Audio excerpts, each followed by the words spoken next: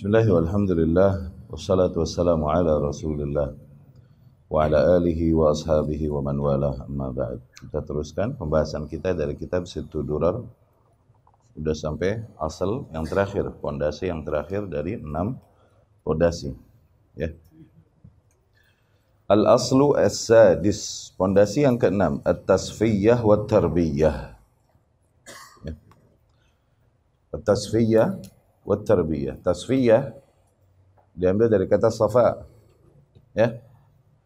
Artinya murni. Tasfiyah adalah proses pemurnian, ya.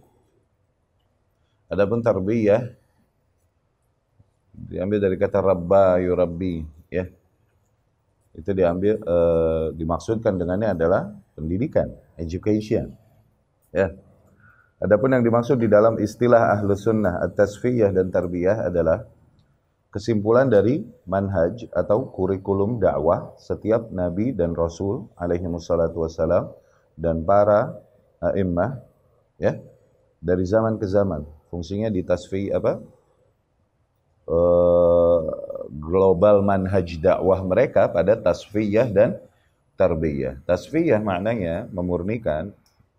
Dikarenakan apa? Pastilah yang terjadi di antara kaum muslimin Islam yang mulawwath, Islam yang terkontaminasi oleh ajaran-ajaran yang bukan datang dari Islam, baik pada perkara-perkara ritual, baik perkara-perkara akidah, ya, dan lain-lain yang pada atau hal-hal yang pada dasarnya tidak ada dasarnya la dari kitabullah wala dari sunnah Rasul sallallahu alaihi wasallam. Nah, disinilah fungsi para ulama yang merupakan warathatul anbiya, dan demikianlah fungsi para nabi dan rasul, datang pada kaum mereka untuk kembali membersihkan agama mereka dari apa-apa yang tidak ada ajarannya, ya, tidak ada keterangannya datang, tidak ada sultan datang, ya. Nah, seruan mereka adalah menyeru manusia kembali kepada agama yang murni, sebagaimana agama awal datang dibawakan oleh Allah Subhanahu wa taala, yang Allah Subhanahu wa taala turunkan para nabi dan rasul alaihi wassalatu wassalam. Ya, ini tasfiyah. Kita membersihkan agama tersebut dari takhayyul, bid'ah, khurafat dan lain-lain. Ya, yang pada dasarnya tidak ada ajarannya di dalam syariat Islam. Ini konsep dakwah para nabi dan rasul. Kesyirikan adalah di antara polusi-polusi yang mengkontaminasi agama, dan itu polusi yang paling parah. Makanya program dakwah para nabi dan rasul yang paling awal adalah menyeru manusia kepada tauhid. Ya, berarti kalau menyeru kepada tauhid berarti sepaket dengan mengingkari kesyirikan, nggak bisa lepas. Gitu. Karena apa? Kesyirikan adalah hal yang merusak dan mengotori agama yang ada pada manusia.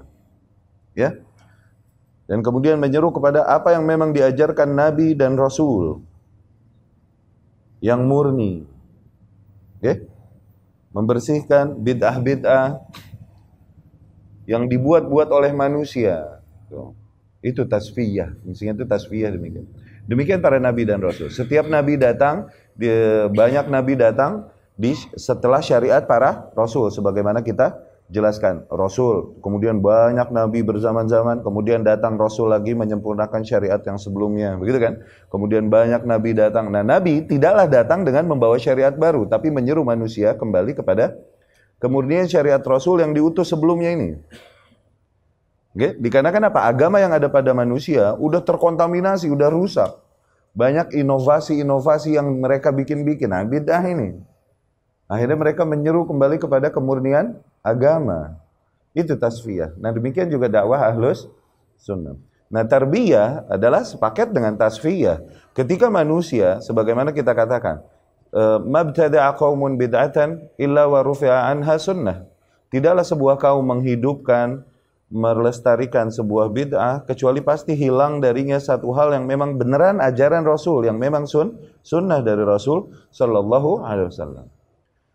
Tayyib, kaum muslimin yang tumbuh dan besar di dalam konsep dan metode beragama yang ada pada kaum mereka. Mereka hanya menjalankan agama sebagaimana berjalan pada kaum mereka selama ini, dari ayah mereka, kakek mereka, dan buyut-buyut mereka. Itu yang mereka ketahui dari agama. Agama itu adalah apa yang dijalankan oleh kaumku selama ini. Ya. Dan demikian patokan kebenaran pada mereka, sayangnya seringkali. Sesuatu yang benar, kaidahnya, dhabit, sesuatu yang benar adalah apa yang dijalankan oleh kaum kita. Ketika tidak dijalankan kaum kita, tidak dikenal, maka salah. Tuh. Kenapa? Karena rusaknya mindset mereka, berjalan agamanya dengan demikian. Sehingga mereka nggak tahu seringkali apa yang emang diajarin oleh Nabi Sallallahu Alaihi Wasallam atau oleh para Nabi yang diutus pada mereka. Udah hilang dari mereka. Yang mereka tahu adalah apa? Inovasi-inovasi baru bikinan engkong-engkong mereka ini.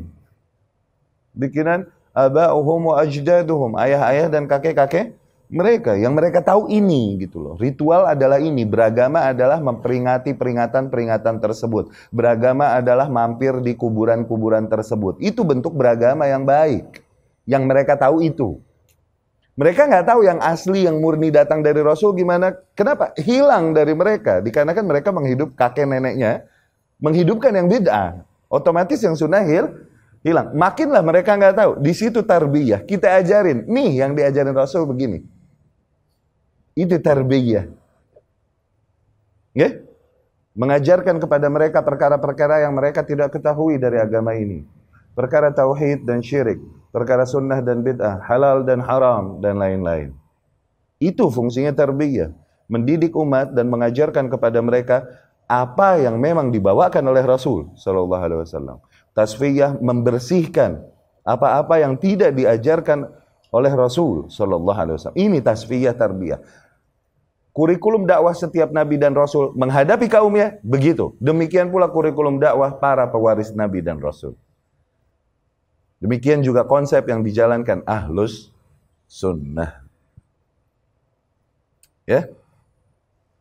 Ini main point dakwah kita secara umum, globally, di tasfiyah dan tarbiyah. Kenapa kita mengingkari kesyirikan? Ya? Sebagai bentuk pemurnian agama kita. Kenapa kita di Fathul Majid? Iya gak? Mengingkari perdukunan, mengingkari sihir, mengingkari tiarah. Iya kan? Mengingkari perkara-perkara yang berlanggaran dengan akhir. Kenapa? Karena ini adalah hal-hal yang merusak agama kita, mengotori kemudian agama kita. Dan ini berjalan sayangnya pada kaum muslimin. Padahal ini bukan ajaran Islam, tapi ajaran kaum musyrikin.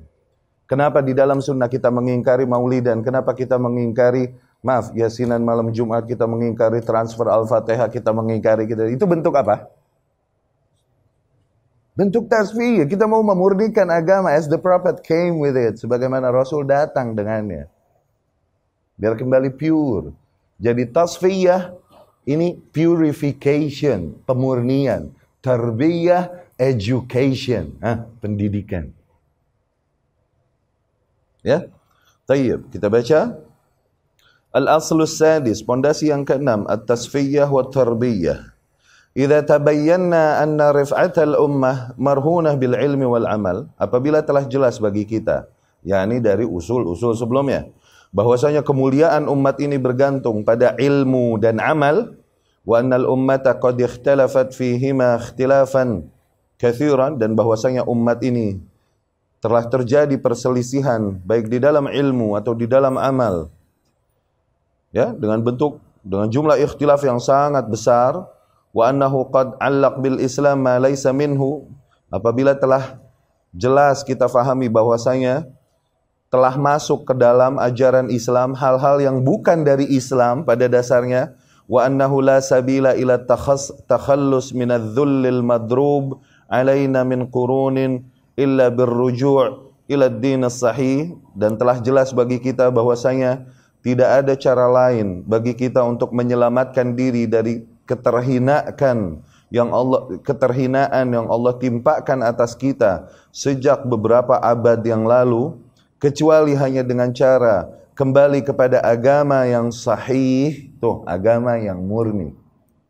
Ya?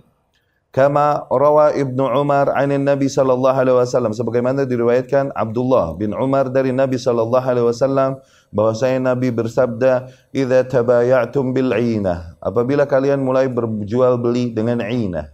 Oke?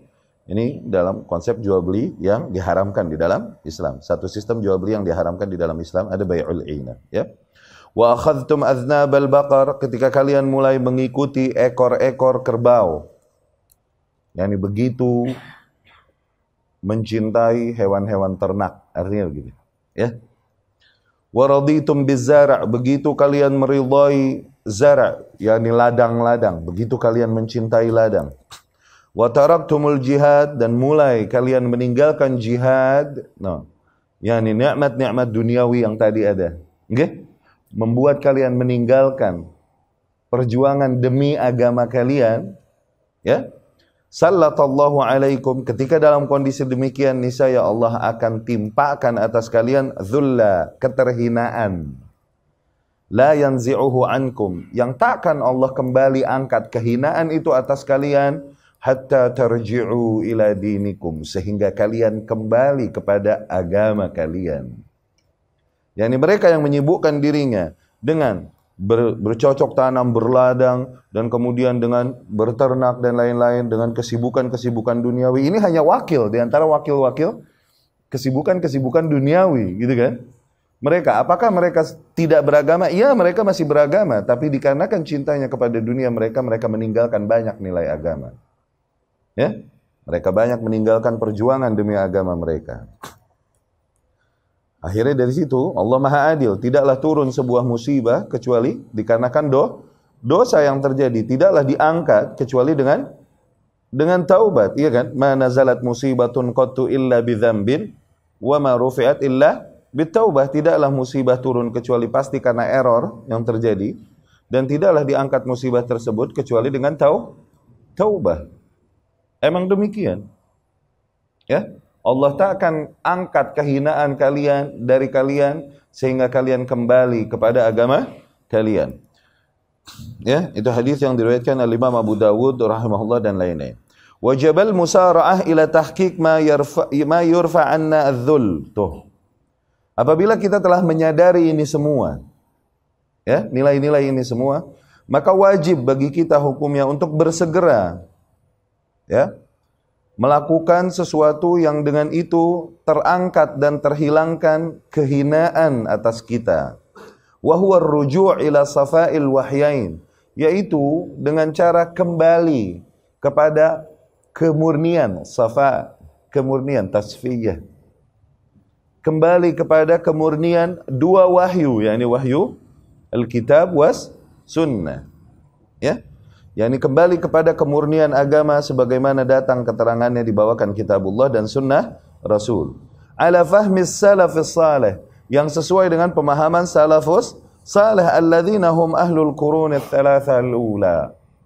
Yang di mana salafus salih adalah generasi terbaik, 3 generasi awal terbaik ya. Sahabat, tabi'in dan tabi'ut tabi'in ya. Ini dari sabda Rasul sallallahu alaihi wasallam, khairun nas qarni, thumma alladhin yalunahum, thumma alladhin yalunahum. Sebaik-baiknya manusia generasiku, yakni sahabat, kemudian generasi yang datang setelah mereka, kemudian generasi yang datang lagi setelah mereka. Jadi sahabat, tabi'in dan tabi'ut tabi'in. Wa idh qad imtaddat yadu tahrifi ila safa'il Islam hatta law wathathu, dan ketika perubahan-perubahan telah terjadi pada ajaran Islam sehingga merusak dan mengotori kemurniannya dan mengkontaminasinya, wa ila jamalihi hatta syawwahathu, perubahan-perubahan telah terjadi mengenai keindahan Islam sehingga merusak keindahannya, kanat tasfiyatuhu min kulli dakhil, maka pembersihannya, yakni pemurnian kembali agama Islam dari setiap perkara yang bukan datang dari Islam ini, min aujabil wajibat, adalah termasuk bentuk kewajiban yang paling utama.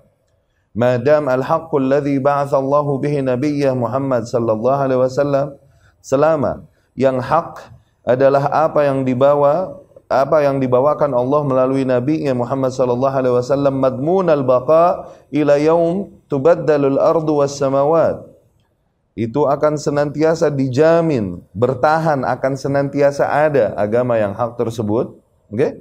Sampai hari bertukar antara langit dan bumi, ini sampai hari kiamat.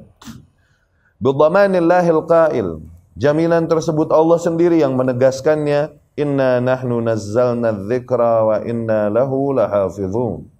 Sesungguhnya kamilah yang menurunkan adz-dzikr, ini Al-Quran, dan sesungguhnya kami sendiri yang akan menjaganya. Ya. Wa idza dabbat tahrif ila qaum wa shahhat manahijahum 'an at-tasfiyah asabathum hirah la yufarriqun ma'aha baina halal wa haram. Apabila sebuah penyimpangan atau perubahan menimpa kepada sebuah kaum sehingga merusak manhaj yang ada pada mereka dan menjauhkan mereka dari usaha memurnikan agamanya, malah proses pemurnian ini dijauhi dan kemudian didiskreditkan dan dihinakan dengan semua julukan-julukan yang ada, asabathum hirah, maka kelak yang akan menimpa kaum tersebut adalah kepusingan, mereka bingung. La yufarriqun ma'aha baina halal wa haram, yang akhirnya dengan itu tidak bisa mereka membedakan mana perkara halal, perkara haram. Ya, apalagi tauhid dan syirik, apalagi sunnah dan bid'ah. Ya. Kama rawa Muslimun an Iyad bin Himar al-Mujashi'i, sebagaimana riwayatkan Imam Muslim rahimahullah dari sahabi Iyad bin Himar al-Mujashi'i radhiyallahu anhu, anna Rasulullah sallallahu alaihi wasallam qala dzata yaumin fi khutbatihi, bahwasanya Rasulullah sallallahu alaihi wasallam berkata suatu hari di dalam khutbahnya, ala inna rabbi amarani an u'allimakum ma jahiltum. Ketahuilah sesungguhnya Tuhanku memerintahkanku untuk mengajarkan kepada kalian perkara yang kalian jahil darinya, yakni tidak mengetahuinya. Mimma 'allamani yaumi hadza, dan di antara apa yang diajarkan Tuhanku kepadaku pada hari ini adalah kullu malin nahaltuhu 'abdan halal, setiap harta yang apa di situ terjemahannya nahaltuh? Setiap harta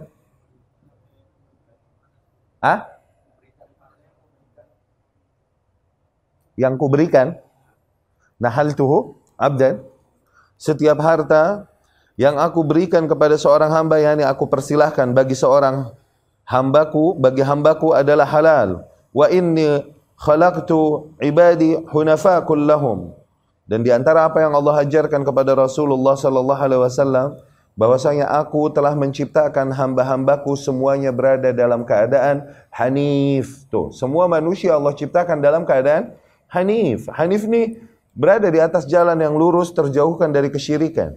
Itu hanif artinya. Jamaah hunafa. Aku ciptakan hamba-hambaku dalam keadaan semuanya hanif, yakni terjauhkan dari kesyirikan. Mereka berada di atas tauhid, awal penciptaannya. Oke? Wa innahum atathum syayatinu fajtalathum an dinihim. Namun para syaitan pun mendatangi mereka dan kemudian mengeluarkan mereka atau memalingkan mereka dari agama mereka, menyeret mereka dari jalan yang lurus yang Allah ciptakan mereka di atasnya kepada jalan yang menyimpang. Ya? Wa harramtu alaihim ma ahlaltu lahum wa harramat alaihim ma ahlaltu lahum, sehingga akhirnya syaitan mulai mengharamkan atas mereka apa-apa yang telah aku halalkan bagi mereka. Wa amarathum an yusyriku bi ma lam unazzil bihi sultana, dan syaitan-syaitan tersebut memerintahkan para hamba-hambaku untuk mempersekutukanku dengan sesuatu yang aku tak berikan kuasa atasnya. Wa innallaha nadhara ila ahli al-ard famaqatahum, dan sesungguhnya Allah Subhanahu wa taala melihat kepada para penduduk bumi dan kemudian Allah pun murka atas mereka, Arabahum wa ajamahum, baik bangsa Arab ataupun bangsa non-Arab, illa baqaya min ahlil kitab, kecuali hanya sedikit dari sisa-sisa dari golongan ahlil kitab. Ya, ini hadis diriwayat Imam Muslim. Di hadis ini Rasul sallallahu alaihi wasallam menceritakan fitrahnya manusia, yang pada dasarnya semua diciptakan di atas tauhid, dan mereka telah bersumpah semuanya ketika di alam arwah sebelum mereka dilahirkan ke bumi. Semua ruh yang ada telah Allah ciptakan. Telah Allah ciptakan semuanya. Sebelum bertemunya bapak dan ibu mereka semuanya telah Allah ciptakan dan Allah berkata kepada mereka, alastu birabbikum, bukankah aku adalah Rabb kalian? Mereka pun bersaksi, qalu bala syahidna, sungguh benar kami bersaksi. Tuh, semua ruh manusia telah bersaksi. Makanya Rasul pun bersabda sallallahu alaihi wasallam, kullu maulud yulad 'alal fitrah. Setiap bayi yang dilahirkan itu dilahirkan mereka berada di dalam kondisi fitrah. Fitrah mereka yakni Islam, mentauhidkan Allah. Itu fitrah mereka. Buktinya apa? Fa'abawahu yuhawwidani. Namun kemudian kedua orang tua mereka lah yang merubah mereka menjadi Yahudi, au yunasirani, merubah mereka menjadi Nasrani, au yumajjisani, atau merubah mereka menjadi Majusi. Itu dalilnya. Berarti dari Islam menjadi Yahudi, Islam menjadi Nasrani, Islam menjadi Majusi. Jadi fitrah yakni Islam. Allah ciptakan manusia semua berada di atas fitrah, di atas tauhid, semuanya hanif. Namun kemudian syaitan menggiring mereka, menjauhkan mereka dari agama mereka. Tuh, ya.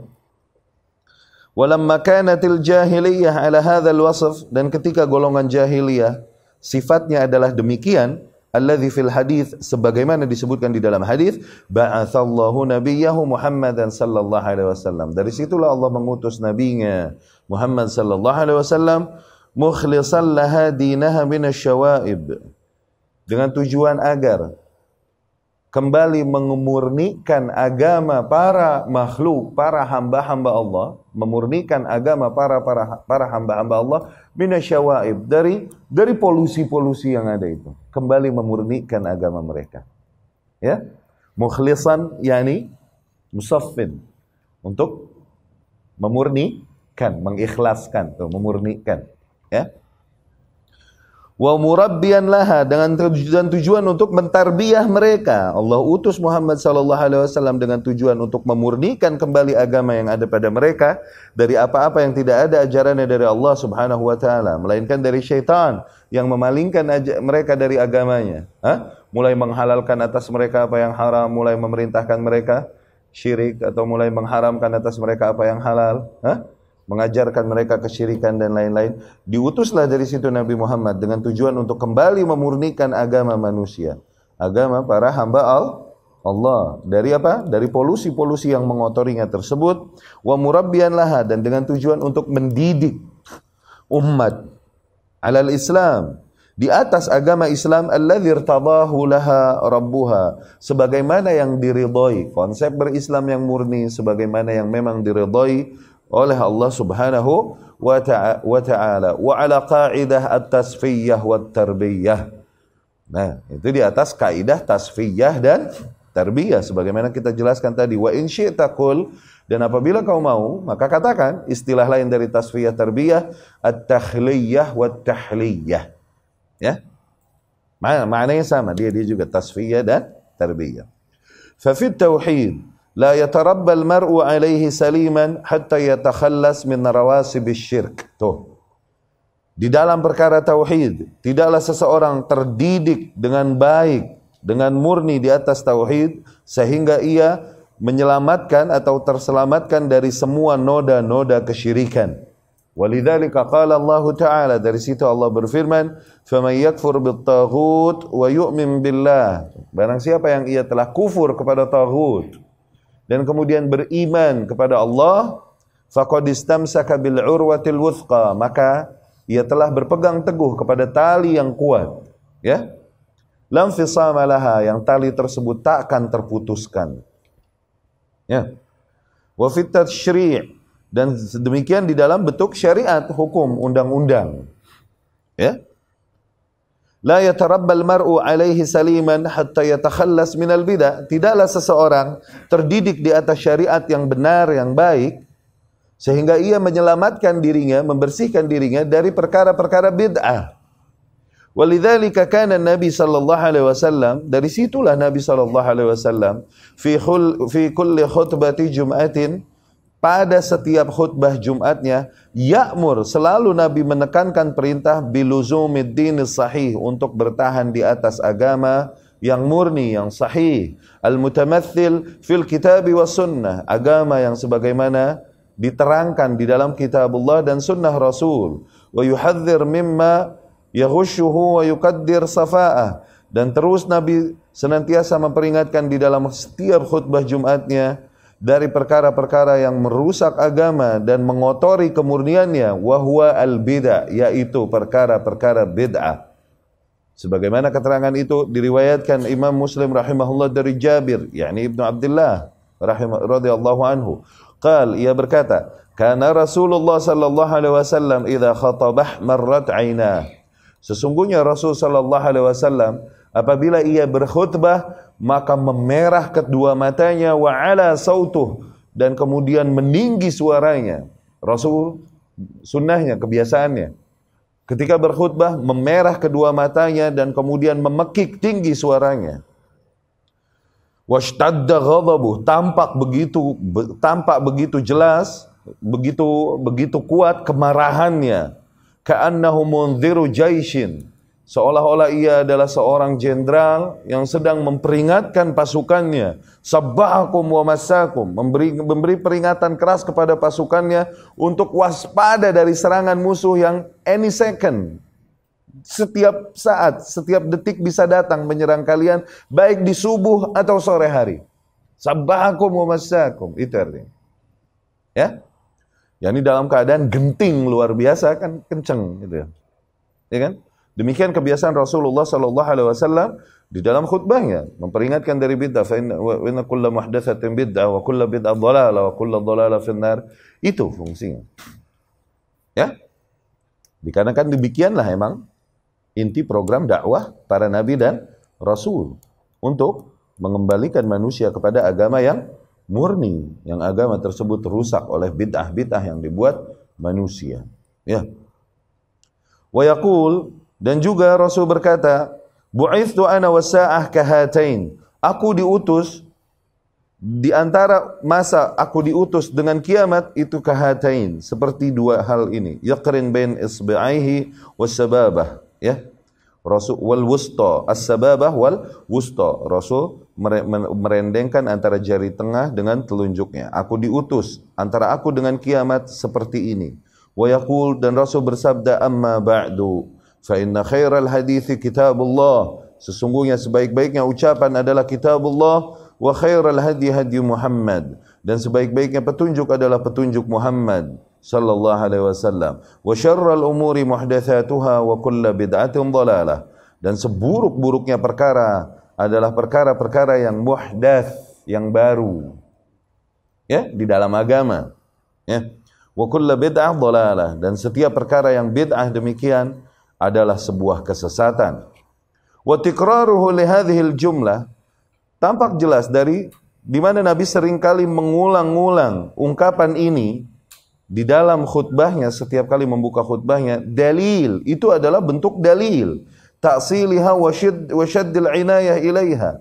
Betapa Nabi SAW memberikan perhatian besar kepada proses pemurnian agama ini. Buktinya apa? Setiap khutbah selalu mengatakan jumlah tersebut, ungkapan praise tersebut. Ini yang dibilang khutbatul hajah, ya. Wa khulasa hadhil qa'idah, dan kesimpulan dari kaidah ini, annaha ta'ni tasfiyatal islam min kulli dakhil. Maknanya memurnikan syariat Islam dari setiap hal yang dakhil, yang masuk ke dalam Islam, mengotori Islam. Wa tarbiyatin nas ala hadzal Islam al-asil, dan kemudian mendidik para manusia, mendidik mereka nilai-nilai keislaman al-asil, yang original, yang murni, yang benar memang dari Islam ajarannya. Ay tasfiyatu tauhid minasyirk, atau maknanya adalah kembali memurnikan tauhid dari kesyirikan, ya, membersihkan tauhid dari kesyirikan. Was sunnah minal bid'ah, kembali memurnikan apa-apa yang menjadi ajaran Rasulullah SAW dari perkara-perkara yang bukan datang darinya, dari bid'ah. Wal fiqhi minal ara al hadithah al marjuhah, kembali memurnikan ajaran fikih dari pendapat-pendapat yang dibuat-buat manusia pendapat-pendapat lemah yang dibuat-buat oleh manusia.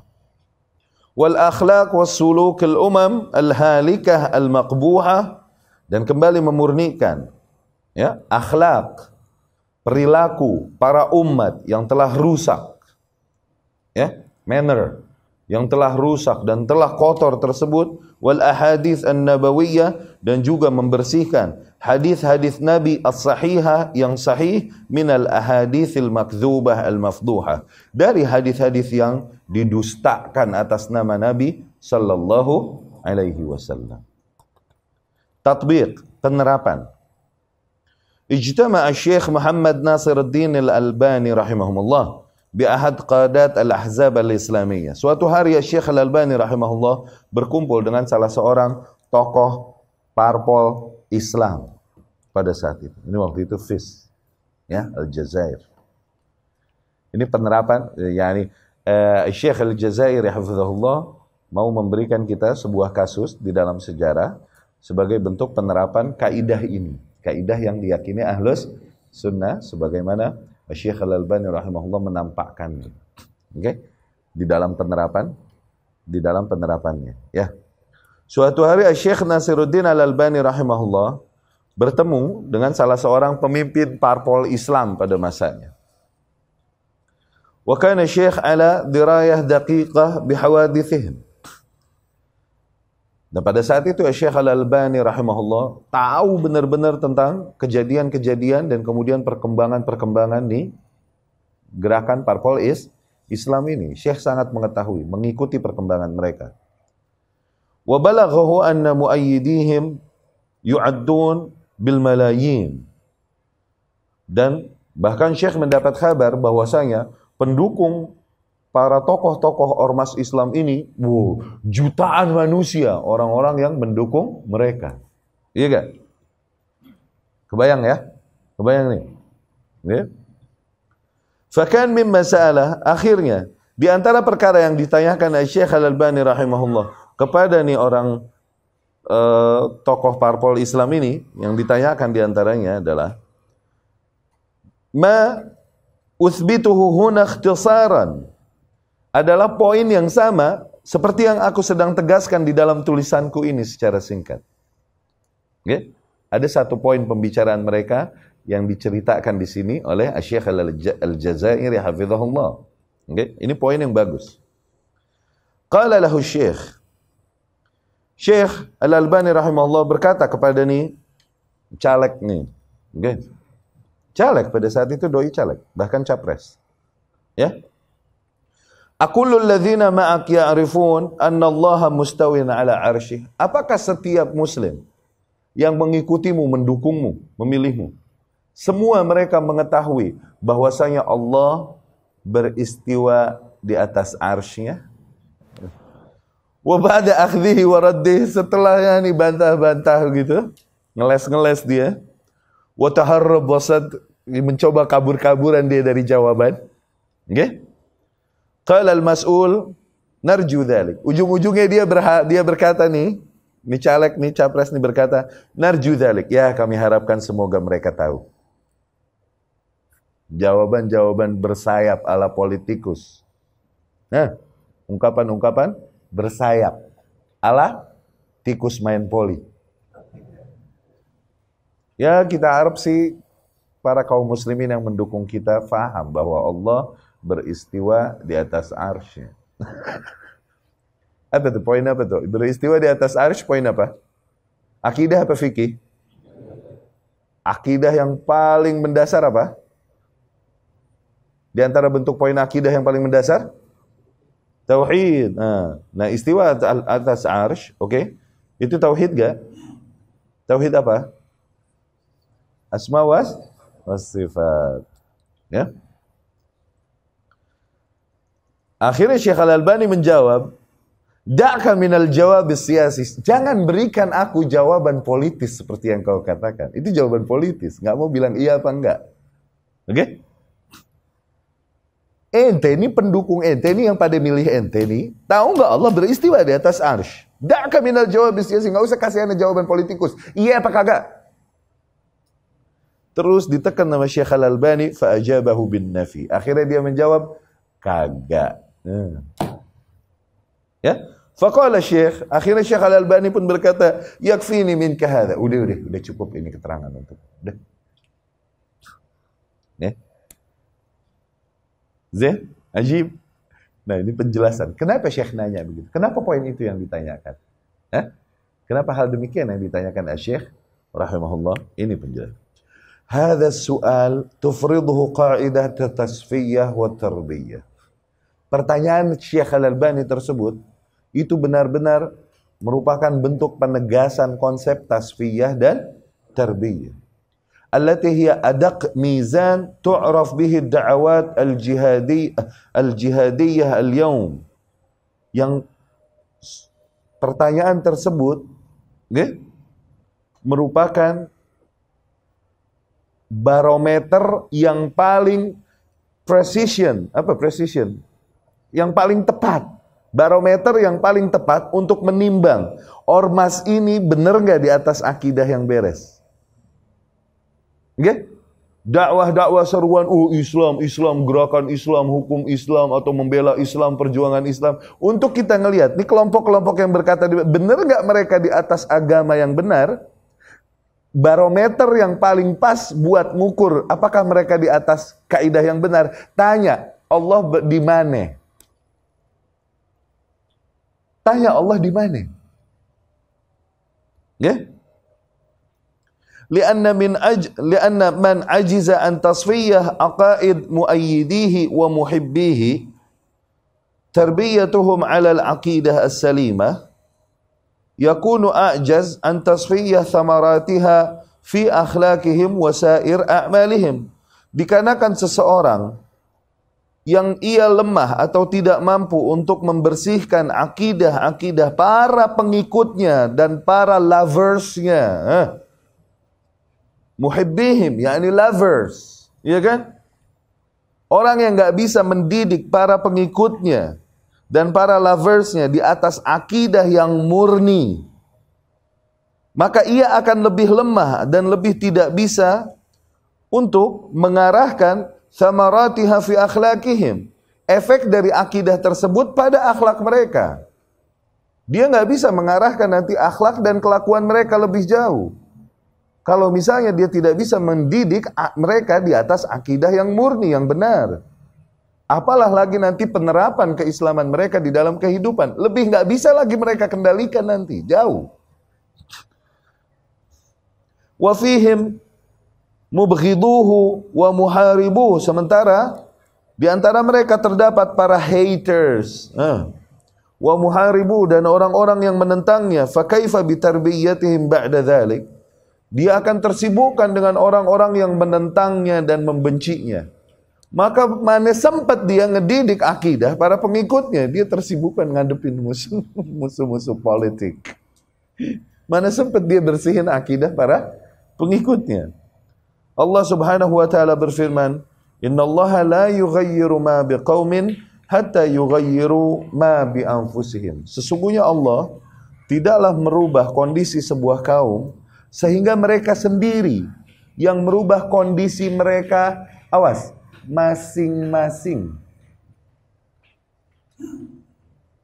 Tiap individu merubah kondisi mereka masing-masing.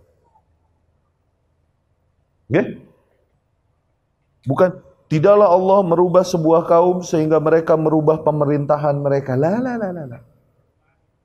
Tidaklah Allah akan memberikan perubahan pada sebuah kaum sehingga mereka merubah tampuk kekuasaan yang ada pada mereka. La. Enggak. Perubahan yang Allah janjikan sesuai dengan perubahan yang mereka lakukan pada diri mereka masing-masing. Faham? Dan perbaikan diri masing-masing yang paling awal adalah pada poin tauhidnya. Taksilnya bagus nggak di sini? Pendalaman materinya bagus nggak? Udah azan ya? Udah azan ya? Baik, kita dengarkan azan, kemudian kita lanjutkan.